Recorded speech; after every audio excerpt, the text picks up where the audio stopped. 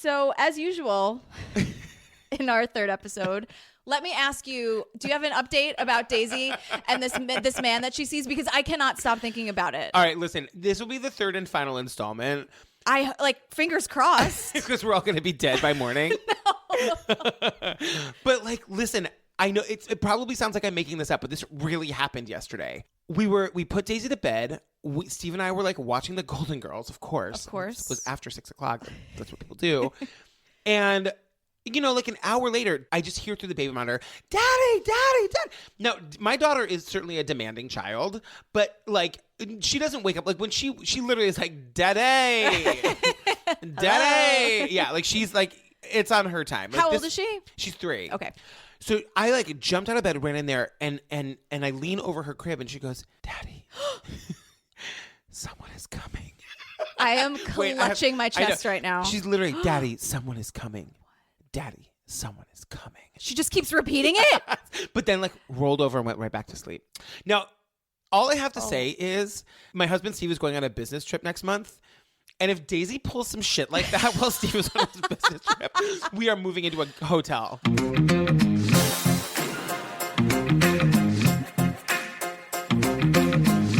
Gillian Pensavalli. Hey, Patrick Hines.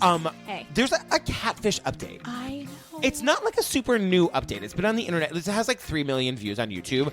But it's new to me because I don't even know what I just Googled Catfish Aimee, because that's Megan. Megan's real name is Aimee. Aimee Gonzales. Aimee Gonzales. So I texted you. I'm like, oh my God, can you please watch this so we can talk? It's a 7.5 minute video on YouTube. Anybody can find it. Maybe we'll link to it in the show notes. Yeah, it's called Meeting the Girl in the Pictures. Yes. Which is so old-timey sounding, isn't yeah, it? I know.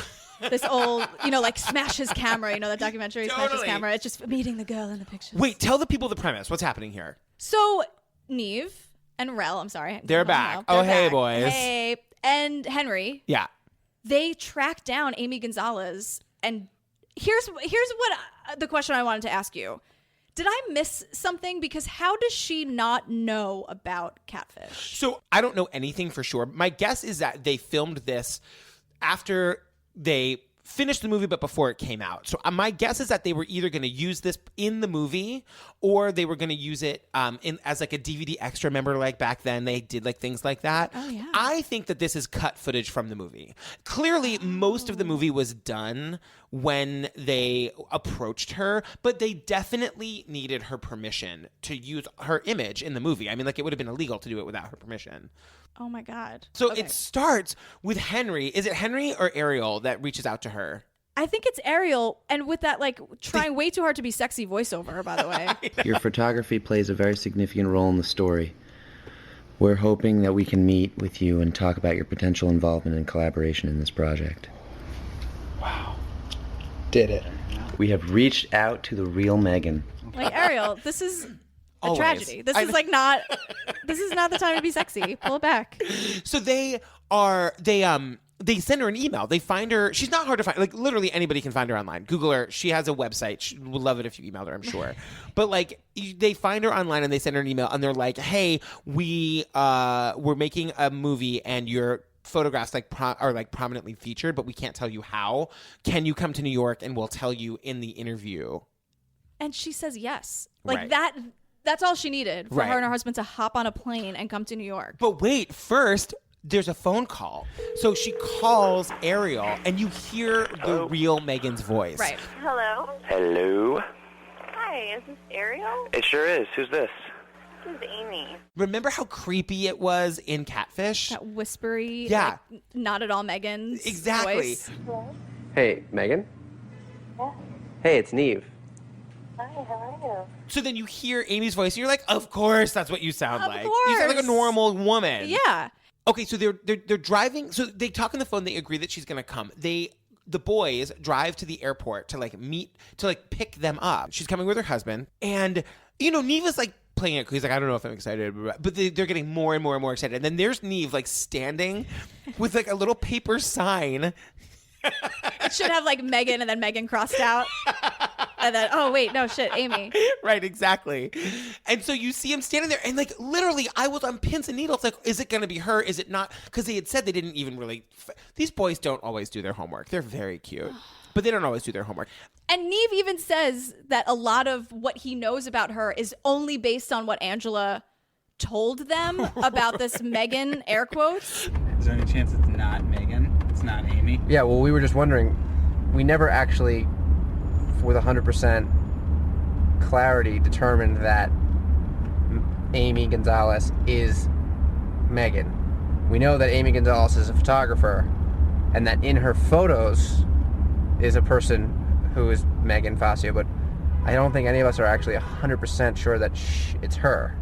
I think it is, but It's a hell of a lot of but a lot of that is based on what it's- Angela told us. Neve goes, we never really thought to look into it. And immediately I have Leslie Knope from Parks and Rec in my head where she's like, oh, Anne, you beautiful tropical fish. Like, why are you still not looking into things? You know why? 2 words. Hot dummy. We're making t-shirts so fast. But it's like now this is the guy who has a franchise on MTV, the Catfish, the TV show, who makes a living being like, I can't believe you didn't research this. And it's like, you're the guy who didn't have a webcam, buddy. Right, totally. And now you're like, yeah, I just believed what the person who lied about everything, including cancer, told me, and we didn't research it. So I'm, you know what? That's weird. I am learning new things. Like, what are you doing? Go have another slice of pizza. It's like meeting Cinderella or something, you know? It's like we're meeting a fictional character for real, you know? They're like standing there waiting for her, and then like she rounds the corner, and it's Megan. And I literally, I screamed. It's Megan! It's the girl in the pictures. It's the girl in the pictures. Right. Hi, I'm Henry. Andrew. Nice to meet you. Nice to meet you. Hey, man. I'm Yenny. Hi, I'm Henry. Nice to meet you. Welcome. Nice to meet you. Wow. So they sit Aimee and her husband down, and they tell her the story. Like, it goes to a black screen. They're like, they tell her everything, but they don't tell her the major thing. That he's like, I met this woman, Megan, on Facebook and fell in love with her and her family and her sister and everything. And it turned out that it wasn't the girl that they said was Megan doesn't actually exist. And she's like, okay. She's like, her face is like, why are you telling me this? Why did I get on a plane to New York? Right. You couldn't have told me this on the phone. Weirdo. Hot weirdo. So then, so Neve's like, print it out. He's like, here's a printout of the Facebook profile of this Megan person. This was the profile picture of Megan Facio. And hands her a picture, and it's her. Which has to be the craziest. Just imagine being her. I know. In that moment. I know. You're just like, oh my God. And like the look on her face and the look on her husband's face is just like, and then Neva's like, I fell in love with you. and she's quick to be like, You know what I mean? With my picture, Well, not right. with me as a Well, person, right, but of yeah, course. yeah. well, you fell in love with Megan. Yeah, not me. Not me. Also, side note, the husband's photos were being used as the producer brother. I know. And he was like, I'm sorry, what? Now I'm involved. Like, it shifts from like, you're not in love with my wife to, oh, I'm a player in this? Oh. It is just so crazy to see her be confronted with, and then they watch like a clip of the movie together, and then Megan, Aimee, her name Watch is it. Aimee. I know. It's crazy, though. It is crazy. Because then Amy's like, I mean, I feel really bad for you. It's really sad that you didn't have that. You know, I mean, it would have been cute if Right. that was the ending. Then it was like you met her for real, Right. and it, really was her. they stay for the weekend. They're like in New York for the weekend, and like Neve is walking around the town with them, like taking pictures. And you're like, Neve, watch it. Her name is Aimee and she's married. yeah, and then in the end, when they take her back to the airport, he gives her a hug, and he's like, And you're just as beautiful as I imagined. she's like, okay, thanks, bye. Bye. Yeah. There's like a Amy shaped hole in the door. You did it too. I can't help it. And Amy shakes She the was hole in like, the door. peace. It's crazy, and you should go and watch it. If you guys have like, and I reached out to her. I'm trying to get an interview with her for this podcast. Please tell me you said hi, Amy, and not Megan in the email. I'm gonna go double check Yeah, that. gotta make sure.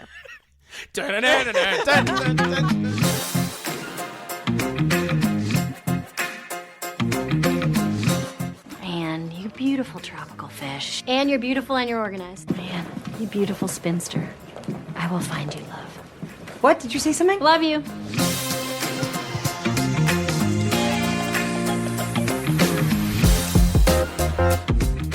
Hi, Gillian Pethavali. Hey, Patrick Hines. How are you, girl? I'm fantastic. How are you? I'm fine. I'm kind of pissed. Oh my God.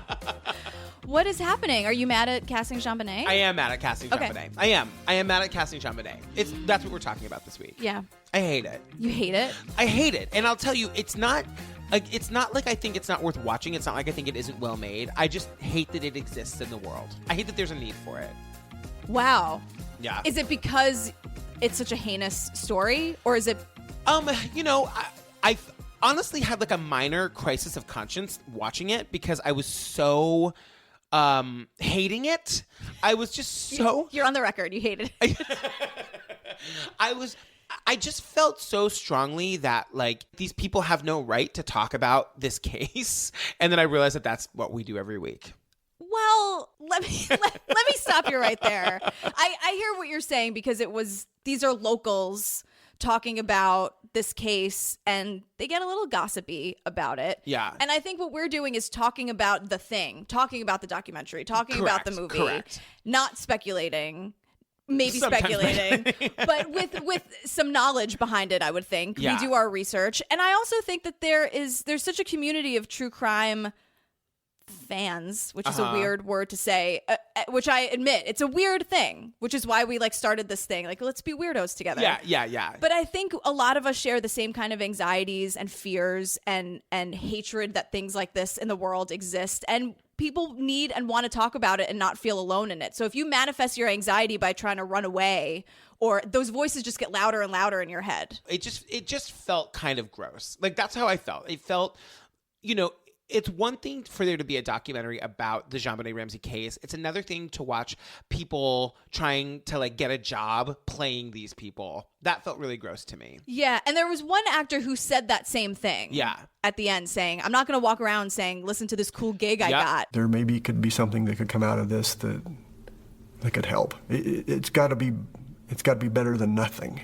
So that's how I think I can credibly come at this without this notion of, hey, isn't this a cool acting gig kind of thing? I mean, it seemed like at least he was very aware of everything you just said. And by them being locals from Boulder, I think it hits very close to home with them. I mean, some of them knew the parents, some of them they were at some of the memorial services. I mean, this is hitting very close. Like, you can't hit any closer to home for these people. Well, let's do a review. Let's talk. Okay, for people who don't know, we're talking today about the Netflix documentary Casting Jonbenet.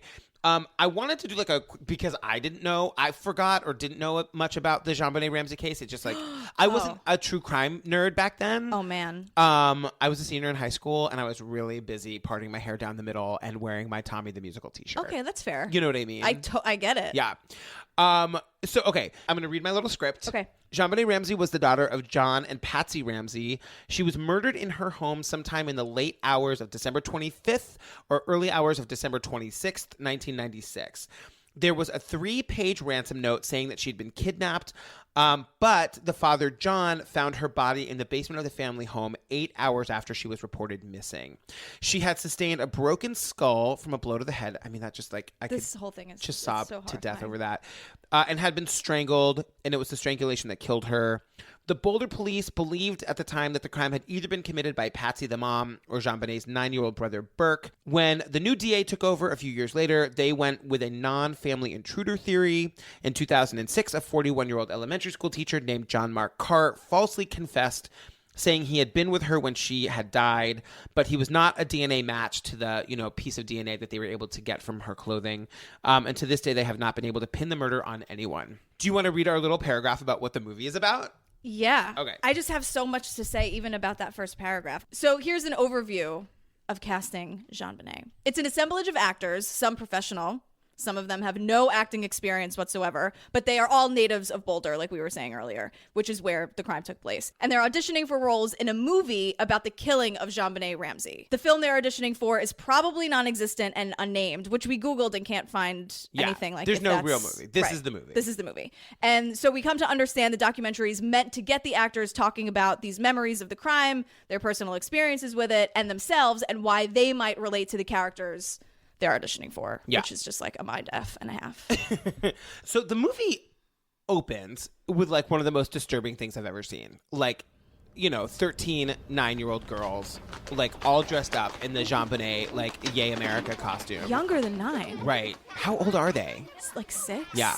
And they're all just like, clearly have no idea like why they're there, what they're doing. They're just like in this costume and they're all like running around having fun. And then the creepiest thing ever in the history of the world happens. This little girl is like looking at the camera and like says who she is and that she's auditioning for the role of Jonbenet, and then like looks directly into the camera and says, "Do you know who killed Jonbenet Ramsey?" Let me just say, I was so relieved that they didn't focus on the Jonbenet casting. Correct. Even though it's called Casting Jonbenet. That's true. I was so relieved because at first I was like, shit. I will say though that like, oh God, of all the little girls, like clearly one of them is the star. And like it's the girl that you eventually see down the road as Jonbenet when they get there. Like dancing all over the place and just being totally heartbreaking. Like Jonbenet, this like little girl is like just unnaturally gorgeous and spunky. Right. But I was so relieved that we weren't going to like just talk to these little kids throughout the whole thing and have them ask these really horrifying, heartbreaking questions. Yeah. Oh my God. So there was a sense of relief once I was like, oh, God, okay. Oh, just a totally different kind of horrifying. But I'm so glad it's not these kids. Yeah. Yeah. Well, so the first group of people, this movie is not structured like a regular documentary, right? So like they kind of take us through the meeting of like all of the different people or the groups of people that they're casting. So the first group of people that they're casting are the moms, the Patsies. What was your take on that section? Well, it was they are all so actory. And also, I don't know how long these people were on the camera, but for someone to say I have personal experience with murder like 10 minutes in is not only heartbreaking, but like these people were very candid. I have personal experience with murder. My brother was murdered in Colorado Springs. So my parents actually met with the Ramseys several times. One of them really stood out for you. The one who was like, I see you have all these ladies in red. I'm going with the blue. I actually noticed that you had some of the other women who are auditioning for Patsy wearing the red top. But for me, it's the pearls that make who Patsy was. In every interview she did, she always had the pearls on. So when I was researching her over the past couple of days, I made sure that the pearls were on. So it was all about the pearls. And it was all about the pearls. Like when she was doing her research, she was wearing the pearls. Right. And the earrings that were as close a match as possible. This is very close to what she wore on Larry King. I also, for some reason, loved the blonde woman who was like, I'm normally typecast as the loving mother and then also as a bitch. But like, I think that it's at this point in the movie that we start to understand what this documentary is and how it's different. That like, oh, okay, like it's about the experience of watching these people share their experience of the Jonbenet Ramsey case. Right. And this should not be your first Jonbenet documentary. Right. And it's a tragedy that there's more than one. There are so many. Yeah. Which is why I think they went this route. A different kind of true crime documentary, which you hate. Yeah. Yeah, I just hated it in this instance because inevitably what happens is they start to share their theories. And they're not the police. They're not, they've done their casual research on their character, but that's all they know about the document. That's all they know about the case. Well, some of them know because some of them were at her memorial. Some of them were alibis for some of the people who were involved. The woman I was dating at the time worked directly for John. In fact, she was in line to be his successor. And he relied on her heavily. So I was with her the night of the murder, and I was effectively her alibi, but they also did hair and samples from her because, she had something to gain by John's loss. So they are, I guess, a little closer than that, but they're doing it in a very different way where I think they think that maybe people are bored with the documentary of showing the press conferences and showing videos. Did you miss that? Did you miss having those points of reference? I really enjoyed actually the reenacted sequences that they did film and show because they looked super expensive. They were starring these actual actors who had just said something ridiculously foolish, and then all of a sudden we're starring in this what looked like a super high budget movie. So sprinkled throughout the documentary, there's actual scenes from an actual movie that look super expensive. Yeah. So it is kind of funny to see these clowns all of a sudden acting in a movie.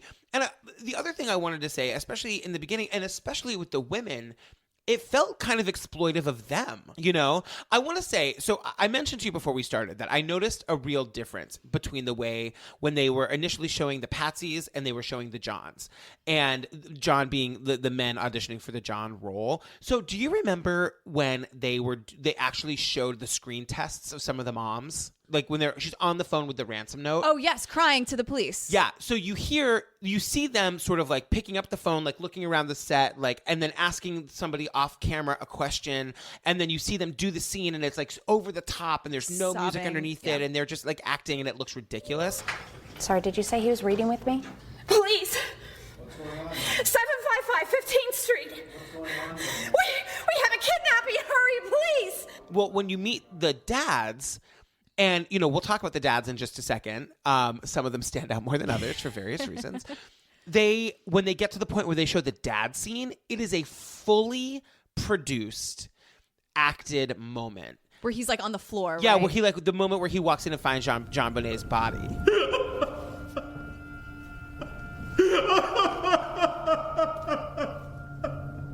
In general, the questions that they seem to have been asking the men in the interview portion were much more serious, and the way that they showed that scene with him, with like the acting as an actual produced moment, as opposed to them like fumbling around and reading through it felt to me like the men were portrayed in a way as if to be taken more seriously. Right. Like we were being told as a viewer, like, this is going to be the more serious stuff. And every time we talk to the moms, it's going to be kind of ridiculous. And it kind of is that way, like throughout the movie, I feel like. Yeah. And, you know, having them read part of Patsy's autobiography. Right. In the house, and even the passage they chose, which was Patsy being very, very narcissistic, obviously, making her this whole pageantry idea with Jonbenet all about her. Jonbenet was looking forward to the day she could wear real evening gowns, just like her mother. Just like her mother. It is so narcissistic. I'm just shocked. I don't remember that. I read this book and I don't remember it. Then the moms go into like, well, she was too old. Right. And she was just jealous. She was no longer doing the beauty queen thing. She'd gotten too old. And so this was her opportunity to live it again through her daughter. Okay, so there's all this hullabaloo being made about how, like, Patsy was turning 40 and that was making her crazy. Oh, the 40 thing. I was like, ladies, calm down about 40. Right, and, like, a lot of the women were really buying into that. There was one woman who was a total boss, and I was obsessed with her. And she said... And I'll be 39 next month, and if someone said that my impending 40th birthday caused me so much psychic strain that I would consider killing my child... I don't know what shade of ballistic I would go on them, because talk about putting women in a box. This movie totally put women in a box. Absolutely. And it totally played into their cattiness, like the perceived cattiness of women, especially like women talking about another woman. And I feel like, you know, as they're gearing up to try to win this role, you can see that they feel like the more shit they say about Patsy, the more they're going to be looked upon favorably for winning the role. Yeah. All right, let's talk about the Johns. Oh my God. I don't even know where to start with the Johns. Can we start with Dilfy Gary Foster? Hi, I'm Gary Foster. I'm auditioning for the part of John Ramsey. He's your favorite, right? Yeah, well, I've got two favorite Johns. There's Dilfy Gary Foster, and I call him John with the good hair because I don't know if we ever get his name, but he's auditioning for John, and he's the guy that has, like, the coif, which he, like, says straight into the camera at one point. He's like... If you want to change, like, if you wanted to dye my hair or shave my head for a wig, I don't care what you want to do, I don't have a problem with it. They just get so actory. Yes. They do get so actory. And just going back to Patsy's for 1 second, this one woman was like, here's my pageant photo. Okay, so I just brought a couple of my pageant pictures. Again, this was 2 years ago with the Mrs. Colorado pageant. And the one thing... At one point, that woman is wearing her sash. At one point, it cuts back to her and she's fully put her sash on. And I'm like, okay, it was really not that hard for you to get into Patsy's head. Who's the John who says he gets Jeff Bridges a lot? That's Dilfy Gary Foster. It is, okay. Yeah. I liked him. I get Nick Nolte. I get Jeff Bridges. I get a young, what's his name, Chris Christopherson. Do you know what he was doing in 1996 when the murder took place? What? Actually, I was selling cars in Utah. I mean, I hope that doesn't hurt my chances here, but. And he wants to be very sure that that's not going to be held against him. Okay, thank you so much for letting us know. We'll write that down in our notes. Right. There was also one who was fighting the IRS. Oh my goodness. And was then, what did he say, cooling his heels in prison? While I was cooling my heels at the federal prison camp, I decided that when I got out that I wanted to try my hand at acting. That's the same story that Paulie from The Sopranos has. He was in prison, and this acting troupe came in. He was like, I could do that. I could give it a shot. And then he's on The Sopranos for a zillion seasons. So he has that in common. And there was also one guy who was in a show called My Mother's Lesbian Jewish Wiccan Wedding. Do you get any actory? Come on. Yeah, it's a paid theater. It was with Theater Or. It was called My Mother's Jewish Lesbian Wiccan Wedding. It was the regional premiere. But do you know what else that guy did? When he was 10, he and his friends got together in the garage and decided they were going to hang themselves. That is not, he made it seem like, he's like, when kids hang out and they pretend that no one actually got hurt, but how kids pretend to hang each other. And at one point, me and my friends had read a book about people hanging, And so we built this little platform thing and hung each other, on stage kind of thing. It was just fooling around. Nobody was going to get, and we didn't get hurt. We were fine. Nobody really got hung. I was like, is it because I'm not a parent that I think that that's totally horrifying? No, I was like, that's not a thing, sir. That's not a thing. I've always been a weirdo, but my mom never came downstairs to see me and be like, Mom, look. You just made a noose sign around your neck. Yeah, what is going on? I know. Okay, let's talk about the cops. So these are the guys that are auditioning to be the cops. Breast torture. First of all, there's RJ. RJ, who says, Good day, my name is RJ Clay, and I'm here auditioning for the part of the police chief. But if I fit any other part perfectly, I would be willing to take that as well. Really? Of course you are. And then there's the guy. So this guy, oh my God, the guy, we don't get his name. And I looked him up on IMDb. You cannot find it anywhere. But his job, okay, I watched this documentary twice, I told you. Yeah. And I kind of went over my head the first time that his main form of business is that he has a fugitive recovery business. Well, I'm currently a fugitive recovery agent. I run a small service out of Longmont, Colorado. And for a night job, I'm a sex educator. That's a bounty hunter. This guy's a bounty hunter by day and a sexual educator by night. For me personally, I love breast torture.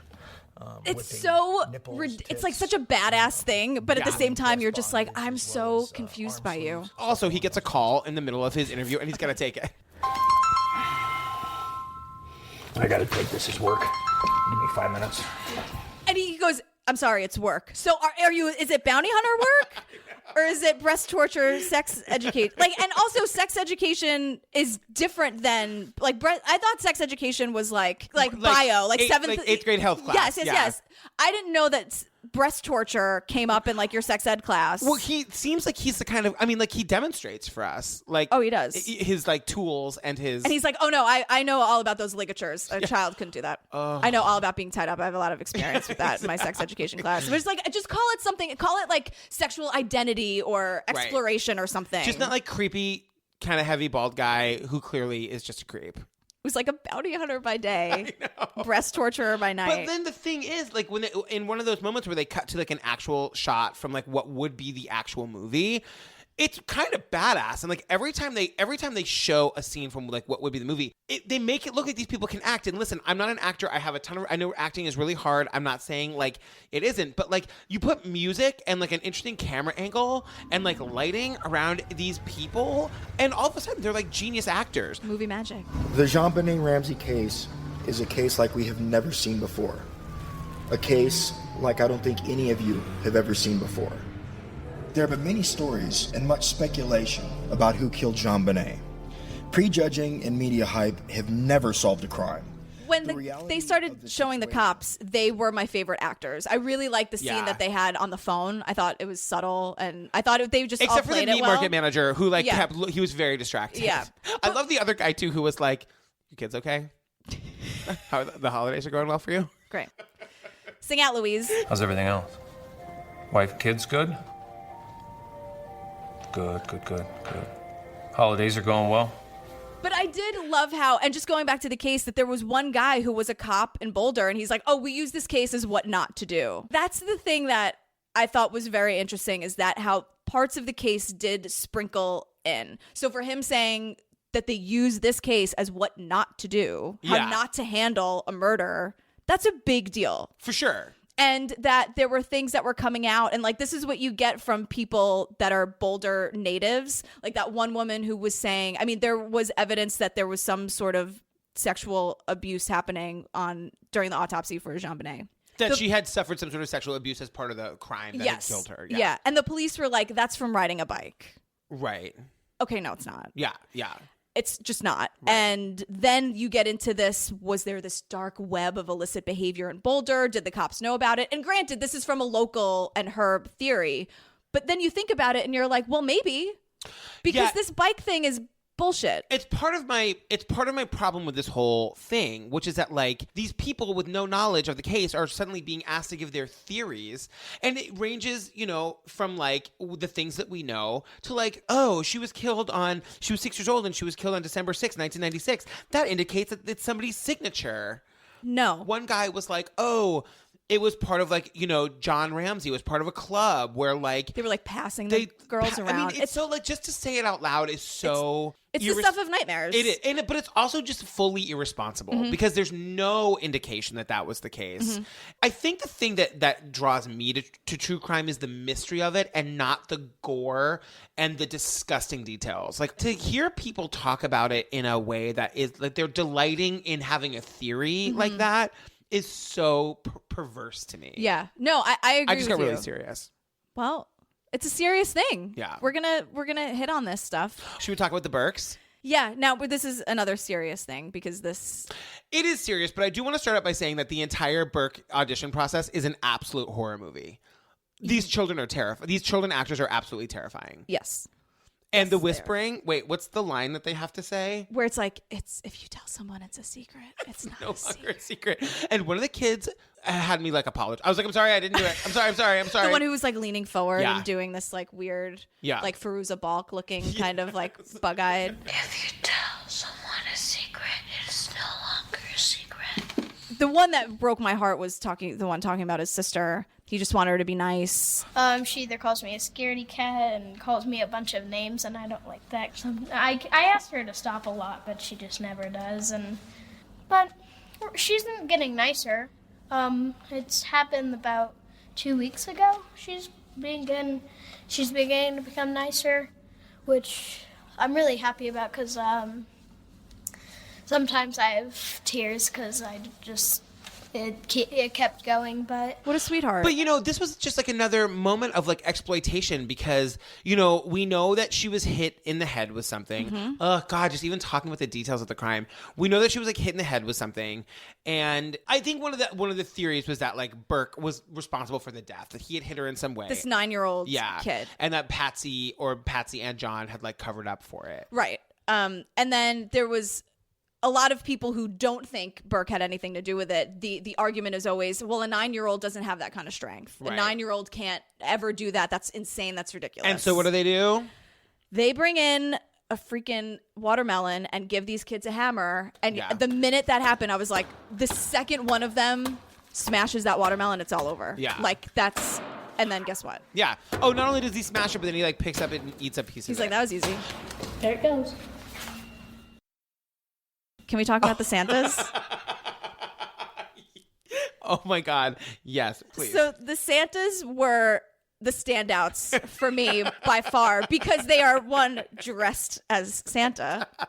We should point out that like one of the original early theories was that the guy who played Santa, I guess they'd had a Christmas party at the Ramseys' house that night. Yeah, it was some big annual Christmas party. They were sending like, this wasn't in this documentary, but they would send, because they were rich, they were a big pillar of the community really, and they would send out these video invitations. Where it's like, come join us for Christmas. It was a real, like, exterior shots of their house. It was like a scene.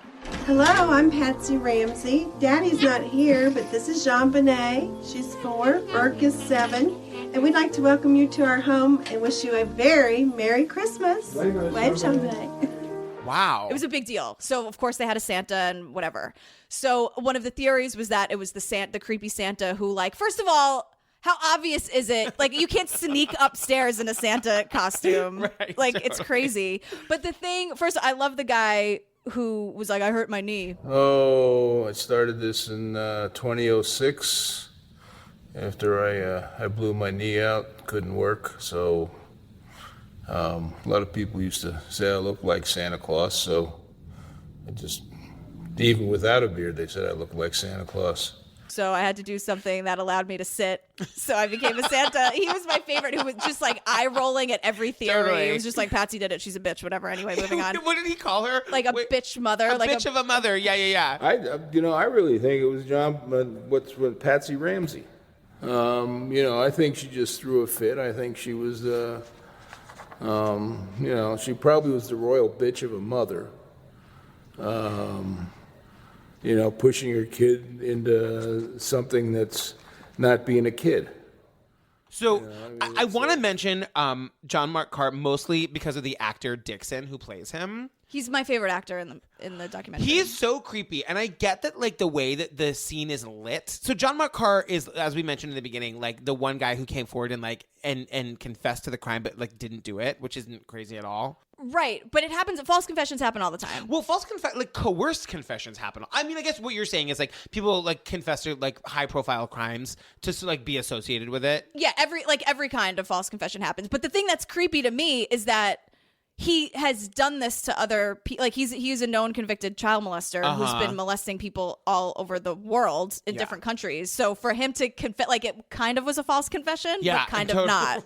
Right. Because what he did, he's in prison anyway for other cases of this. But it was like this actor who, like, I looked him up and he's got like, he does have some other credits. Like, this guy will always play the child molester, just I know, because of his male pattern baldness. Sorry guys, but that's some typecasting. He's a good actor. But like him talking about like getting inside the head of John Mark Carr was so creepy and disgusting to me that it was like really disturbing. Speaking as John Mark Carr, she was beautiful. I mean, she was just a little doll. If you look at her beauty pageant tapes, like researching the role, I'd watch these, getting into my mind, I would watch these pageant tapes of her and just taking off her little masks and how parading around in her costumes with all her makeup on, and she was a beautiful little girl. And people would say she was cute and this and that, but in his mind, he sees that as like pure beauty, and that's why he was attracted to her. And I think it was just a very emotionally manipulative documentary, this whole thing. Yeah. To have them sitting in the jail cell with this dark lighting in the prison jumpsuit, and then having them say quotes from letters that he wrote or depositions or something, and you're like, wait, is this the actor saying it? At first you're not clear that he's quoting this guy, and you're kind of like, wait, is this guy a creep? Because you don't know. We heard the term breast torture 5 minutes into this movie. Like, I don't know what to expect from any of these people. It's true. Yeah, and then so like the way the movie ends is kind of a cool idea. It's actually a very cool idea where they build a model of the house, and they have all of the Patsies and all of the Johns paired up with that little girl as Jonbenet, and all at once you see like a musical montage of all of the possibilities. And it's a really long montage. It is. It goes on for like 5 or 6 minutes. Yeah. And then you see the guy, you see Santa at one point sitting on her bed, and then you see the guy playing John Mark Carr sitting in like smelling her ballet shoes. So creepy. So creepy. Her brother's running around. They're just doing sibling things. Sometimes they're fighting. But it was a very cool cinematic moment of like you're seeing at the same time all of the possibilities of what the theories are of how she died. I mean, they just cast Jonbenet to scream because she screams in the montage and then she dances, and that was it. But there was a part of me where I was like, you need to stop having a little girl screaming at the top of her lungs. Yeah. It was so, I mean, I get it. It's horrifying. Right. Stop manipulating me.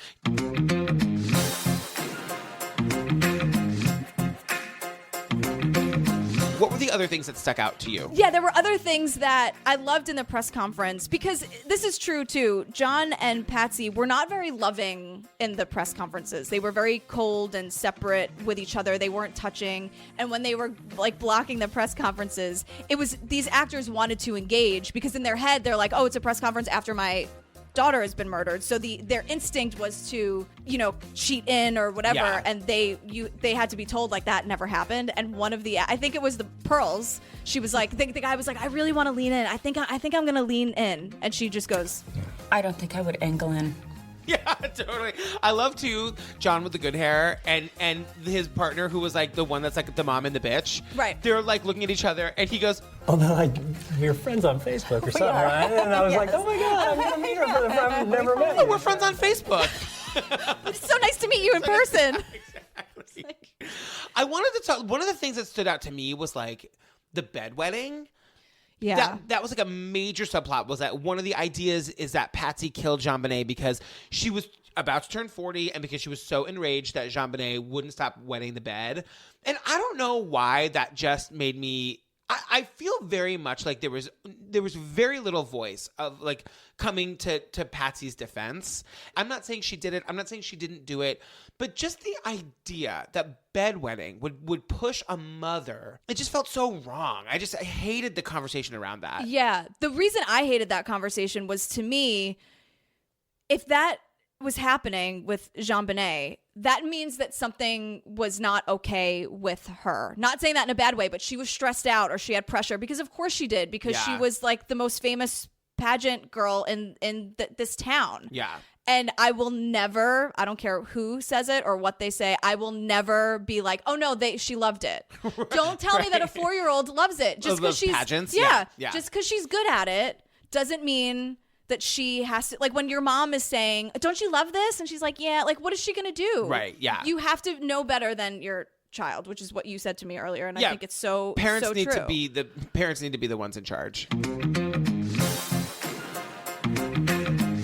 Look, there are plenty of other Jonbenet stuff out there if you want to know about like how crazy it is that there was a 3-page ransom note written on paper that from their home.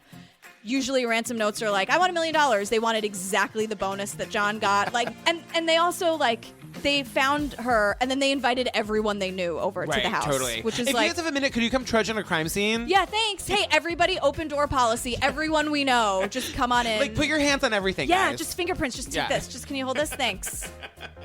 I just want to say that if nothing else comes of this documentary, I want John with the good hair to have an acting career. I think he's really good. He is.